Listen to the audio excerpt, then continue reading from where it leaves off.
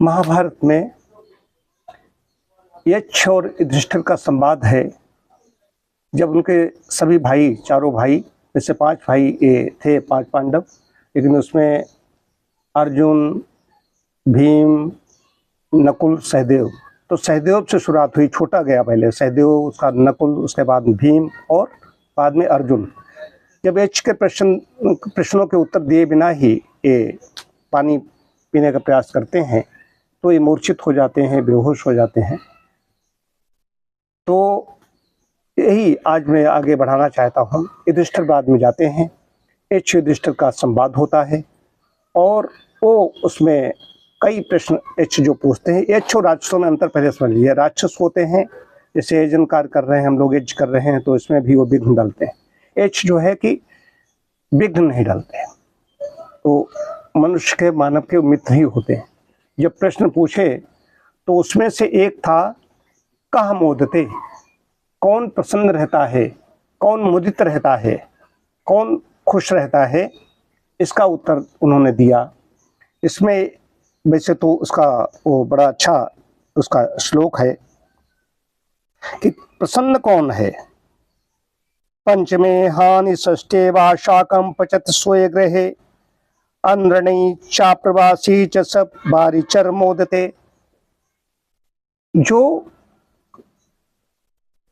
जिसके घर में मतलब कि साधारण जीवन व्यतीत कर रहा है, चौथे 5वें प्रहर में, छठे अंतिम भाग में दिन के, वो शाक या ऐसा कोई चीज़ खा लेता है उबाल करके, लेकिन अपने घर में रहता है, बाहर प्रवास में नहीं है।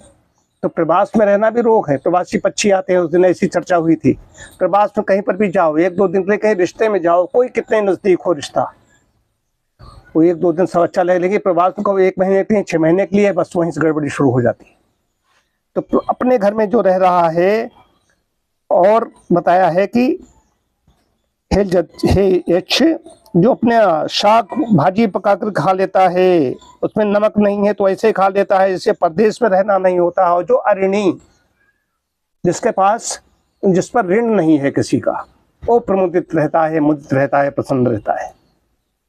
अब ये कैसे होता है? प्रभु की कृपा से होता है।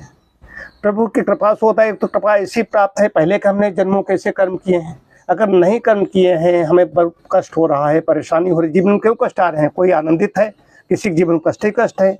ऐसा कई बार दिखाई देता है, कुछ लोग हैं गलत कर्म कार्य करते हैं, उसका हम कहते हैं तो नहीं, कुछ नहीं होता है, तो बिल्कुल सब घूम भी रहे हैं, स्वस्थ भी हैं, और ये बड़े पाप कर्म, लेकिन उसके पूर्व जन्म के कर्मों का वो सारा सब चल रहा है।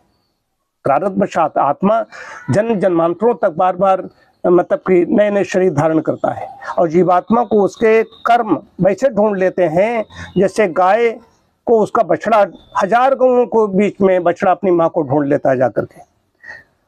तो अपने वो प्रवास में नहीं है, अपने घर में जैसी टूटी फूटी झोपड़ी उसमें रह रहा है, और कोई ऋण नहीं है, किसी का कोई कर्ज नहीं है, लोन नहीं है, वो प्रसन्न है। और इसके साथ साथ में भगवत भजन करता है, भगवान की शरण में जाता है। जो कुछ हो रहा है कि मैं कर रहा हूँ, अपने कर्तव्य पालन कर रहा हूँ, बाकी परमात्मा जाने, उससे ज़्यादा प्रसन्न कोई नहीं है। कहाँ मोदते, वैसे कई प्रश्न पूछे हैं, लेकिन उसमें एक ये भी था।